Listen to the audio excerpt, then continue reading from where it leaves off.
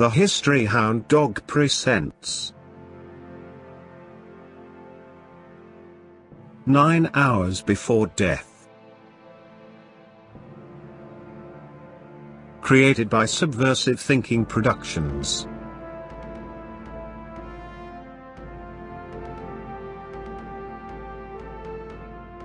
Photo provided by Tina Gilliam Glessner. Narrated by Bankston Brand. Hello, I'm your host Bankston Brand. A photo of Abraham Lincoln, as he lay dying in a small back room at the Petersens boarding house. The photo was taken about 15 to 25 minutes after he was shot. Some say this photo couldn't have been taken. But it was, and the evidence proves beyond a shadow of a doubt that this is in fact Abraham Lincoln, dying at the Petersens. So please stay with us as we present the evidence we've uncovered.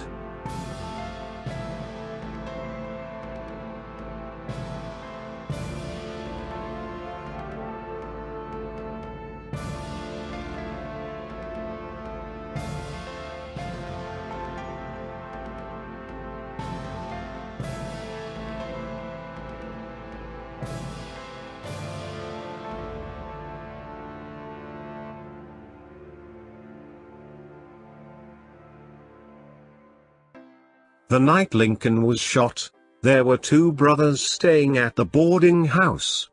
Henry Ulke and his brother Julius. Both men were experienced photographers. As the president was taken into the boarding house, Julius Ulke was scrambling to get his photographic equipment.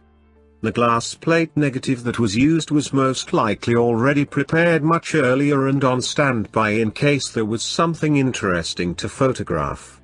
Then a once-in-a-lifetime shot came Julius's way, irresistible to a photographer. I seriously doubt Julius knew if the photo would be visible or a complete mess. But Julius couldn't pass this chance up regardless of the outcome. Immediately after the photo was taken, Julius did something extraordinarily unusual. He rushed up the stairs to his room. Instead of making a tintype photo, he exposed the photo onto a piece of leather. It is not known what prompted Julius to do so. Maybe someone told him his room could be searched, and the negative glass plate could be confiscated, or maybe his brother Henry went upstairs and warned Julius that the United States Secretary of War, Edwin M. Stanton, was getting ready to have the room searched. Regardless of how it happened, Julius was trying to hide this print. And this is the reason it was placed onto the leather to start with. One could only imagine Stanton walking into the room with Mary Lincoln wailing out and then seeing the camera set up at the foot of the bed, and then being told about the photo. He was so outraged he even ordered Mary Lincoln to be removed from the room. It is very plausible that, at this moment he gave the orders, that no photos were to be taken of Lincoln. Something prompted Stanton to give these orders, and more than likely this was it. Only the men present know what Stanton said that night, as he entered the room, but whatever it was severely threatening, because the photo was never mentioned, and that moment in time was completely erased from history. The words that Stanton spoke were such a threat, it instilled fear into Julius, so much so that even the deathbed photos were never released to the public eye. Only hand-drawn pictures were circulated. This would lead one to believe that the deathbed photos were also taken without authorization. If the photos would have been released, it would have generated a small fortune. The photos were found by Julius's family, almost 100 years later, and then they were released, but they did not recognize the one of Lincoln, and it eventually ended up at a flea market in Harper's Ferry, West Virginia. Glancing at the photo, it looks as though it's been pasted onto the leather substrata, but actually a small oval area of the leather was coated with a light-sensitive emulsion, and a contact print was placed onto it. It is unclear where the piece of leather came from. The leather is crudely cut on 3 sides and one side is a nice straight manufactured cut, giving the impression that it was from a shoulder bag or something of that nature. When this photo became a topic of discussion, many tried to convince everyone that the photographic equipment was much too large and cumbersome to allow it to be moved quickly into the room. But in 1865 photos were made by a method called contact printing. The negative was placed onto a piece of tin coated with the light-sensitive emulsion. A slight amount of pressure was held on the edges of the negative and a light was slowly passed over it. A large photo would require a large camera. Cameramen in the field photographing the Civil War, for instance, would try to capture the largest photo possible. In doing so it would require an extremely large camera. But this photo is rather small. Its measurements are 1.5 inches by 2 inches. It is unknown what type of camera was used by Julius on that night. But it certainly wasn't a large cumbersome camera. Within a 10-hour period Julius captured 3 photos with the same camera. Some believe that in 1865 they couldn't produce enough light to even consider trying to take a photo inside at night, but this was not the problem. At this point in time they were illuminating entire theaters. The problem with taking photos under this type of lighting produced disastrous results. The flames would move around erratically. In turn all the shadows on the subject would do the same. The shadows would move so erratically it would wash out all the detail, leaving the subject unrecognizable, as has happened to this photo. Here are 2 doctors describing Lincoln's facial condition. It seems at times they were confused about his right side and left. But this is a common mistake when looking at a subject. His right side would be their left. Statement by Robert K. Stone, Lincoln's family physician. While engaged about him, rendering all the aid in my power, I noticed the appearance of a black or purple spot at the internal angle of the right eye.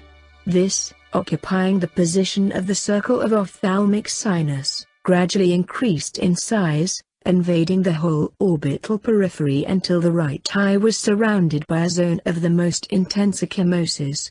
This, gradually increased, the effusion was formed into the subconjunctival cellular tissue of this lately affected eye.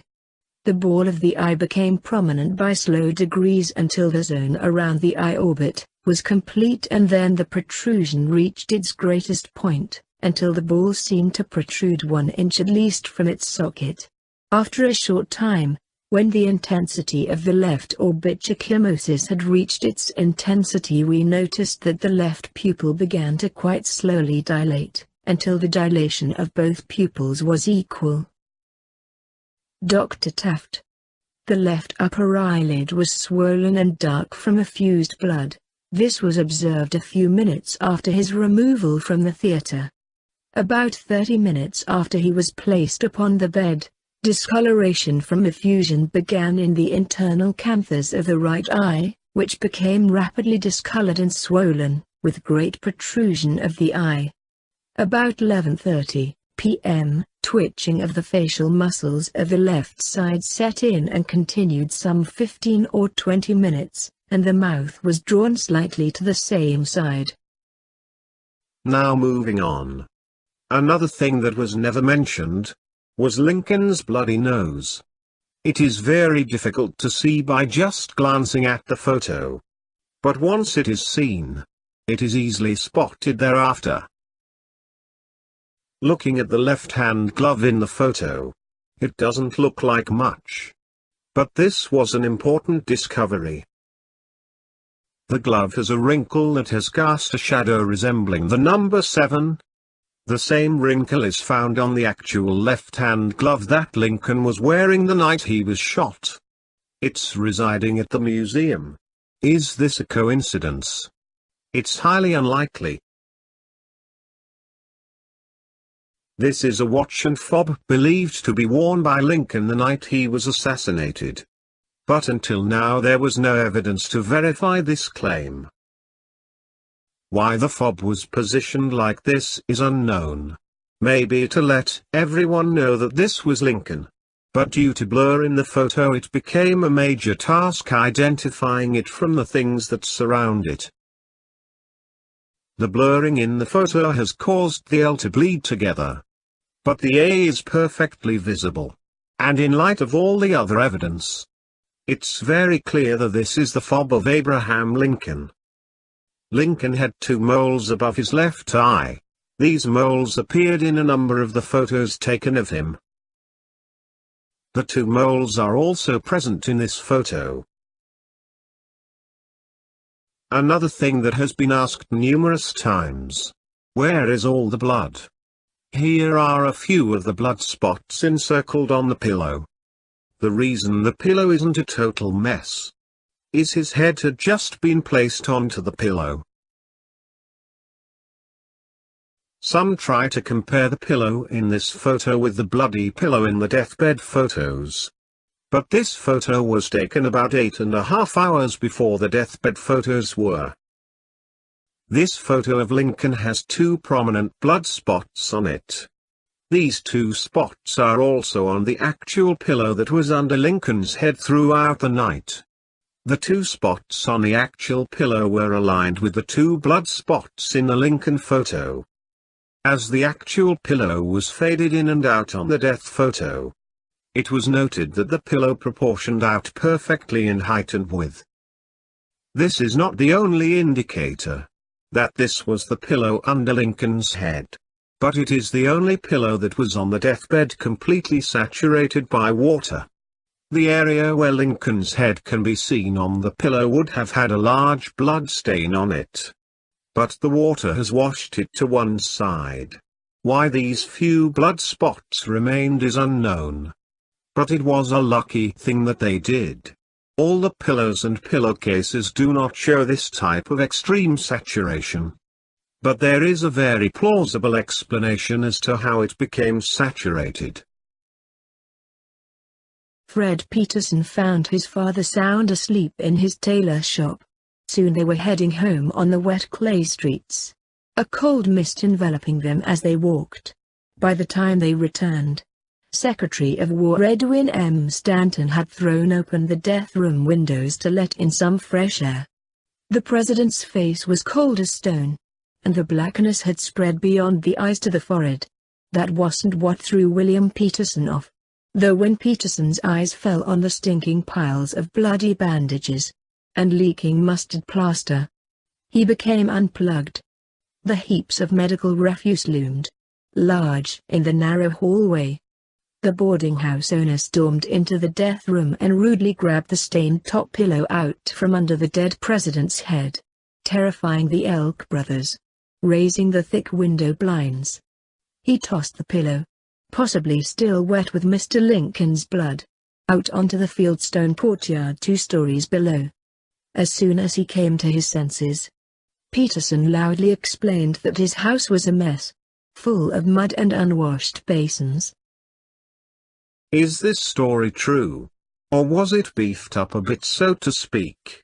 Looking at the death photo of Lincoln, a large wrinkle is just inches away from his right shoulder.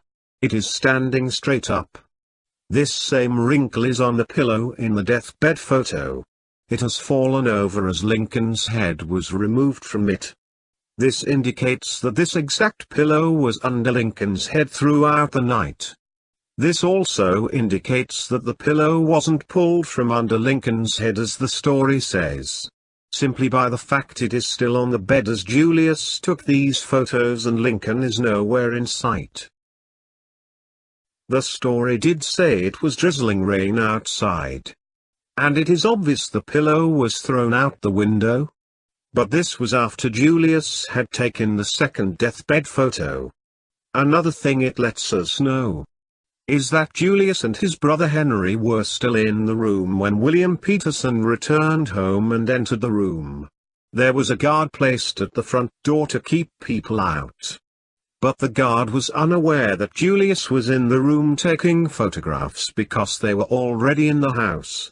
And as can be seen in these two deathbed photos, there are no heaping piles of bloody linen in the hallway.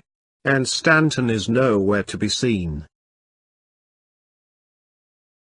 Now if you would permit, I'd like to draw your attention to this small area at the side of the pillow. This small area tells a story in itself. The two arrows are pointing at two illuminations. These two illuminations are actually caused by a light source reflecting off of the very top of the headboard. The different patterns that the headboard can create can be seen in these two photos of the actual deathbed headboard. Here it can be seen what a single light source creates. It illuminates a single string of reflection across the top of the headboard. But in this photo of the actual deathbed, a light source is coming from above and the light is reflecting off of the pillow onto the headboard. The reflection from the pillow creates a double string of reflection.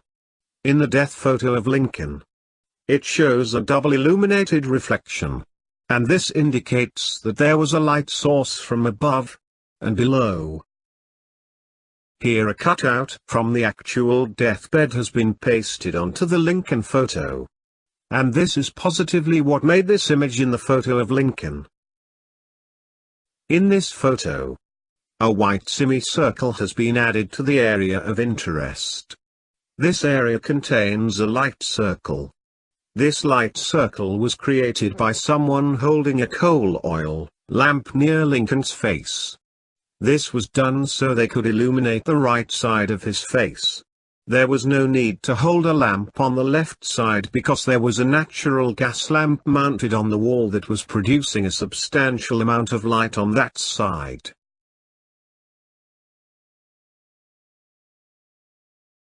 It is said that a multitude of people had seen Lincoln carried across the street half nude after his clothing had been cut off at the theater.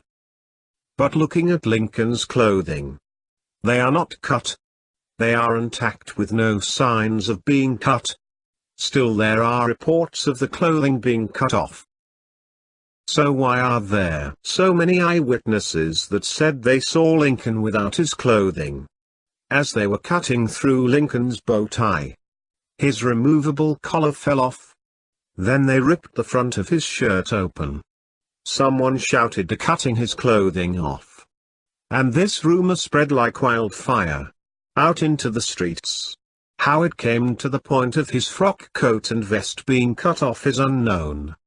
But the reason so many saw him nude was they had prior knowledge that his clothing had been cut off. They didn't actually see it. They just wanted a piece of the action. They wanted to be the ones that saw him nude from the waist up. As they carried Lincoln out into the streets, the army kept the people well away from Lincoln. The people saw absolutely nothing. But who would want to admit to that? It boils down to the fact everyone saw everything. Dr. Todd stated Taft and Leal cut away Lincoln's blood-stained collar and opened his shirt. And Leal, feeling around by hand, discovered the bullet hole in the back of his head. Here the collar has threads hanging from it where it was tore open. Behind his right shoulder there is a small piece of fabric protruding out near his neck. It is absolutely not part of the pillow. Dr. Leal reported. His bleeding head rested on my white linen handkerchief. His clothing was arranged as nicely as possible. His clothing was arranged as nicely as possible. His clothing was arranged as nicely as possible. He was irregularly breathing. His heart was feebly beating. His face was pale and in solemn repose. His eyelids were closed. His countenance made him appear to be in prayerful communion with the universal God he always loved. Dr. Leal explained clearly what he had done to Lincoln's clothing before leaving the theater. He even went as far as to place Lincoln's bow tie back under his chin. It is difficult to see in this photo, but the neckband is hanging down from both sides of the bow tie, because it was cut off at the theater. As he was placed in the bed at the boarding house, his clothing was in the same position as he arranged them at the theater, as nicely as possible. Even the paintings and drawings depict Lincoln with all of his clothing on, as they carried him across the street. Souls reported. We 4 fellows carried him to the stairway in the theater, with his feet foremost, Souls remembered in 1931. I was down at his feet with one of the fellows. We had him out on the street about 5 minutes until we found a place to put him.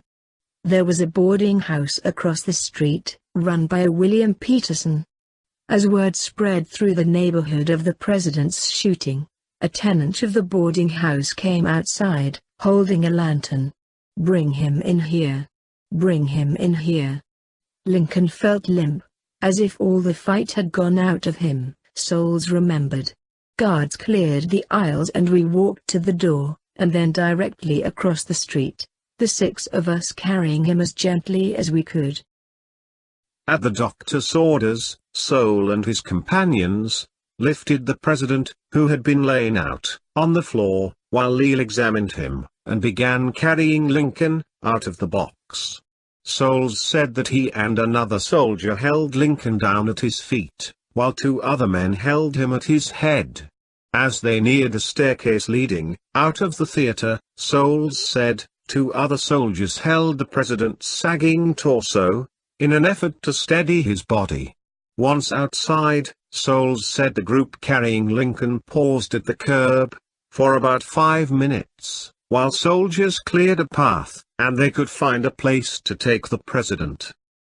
When they carried Lincoln out into the street, it was 57 degrees outside, very cool and damp. So here we have Lincoln, in the street with an acute head wound, half naked, being held by his feet and head.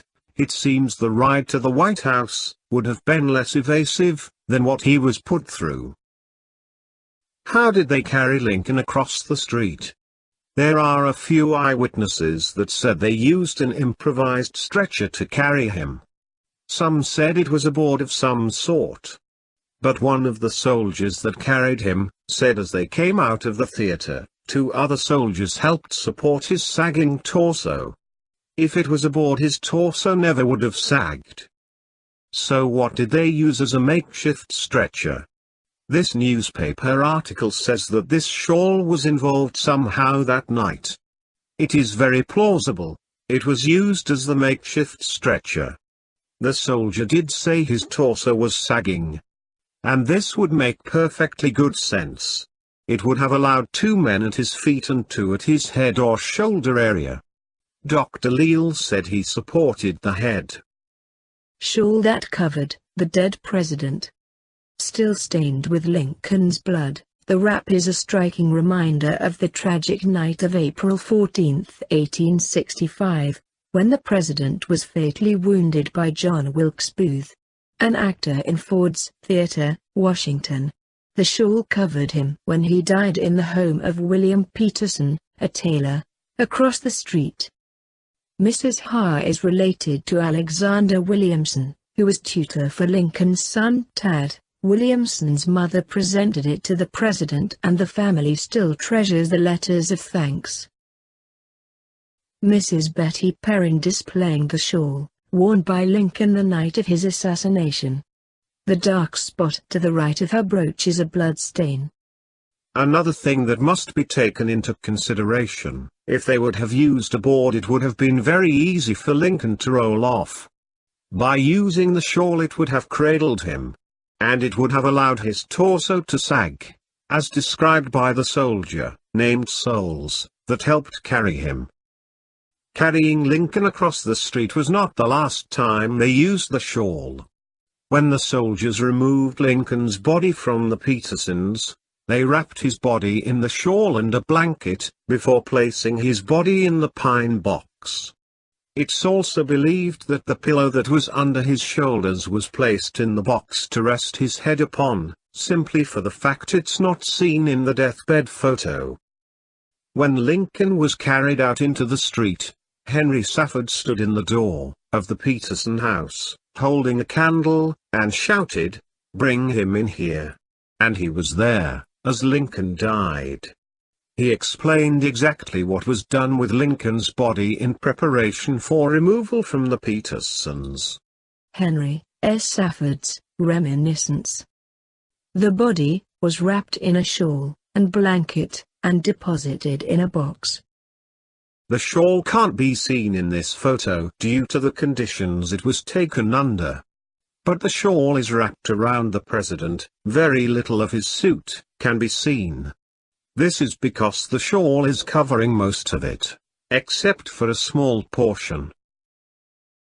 But there are some small signs of the shawl in the photo. Here are some of the loops on the edge of it.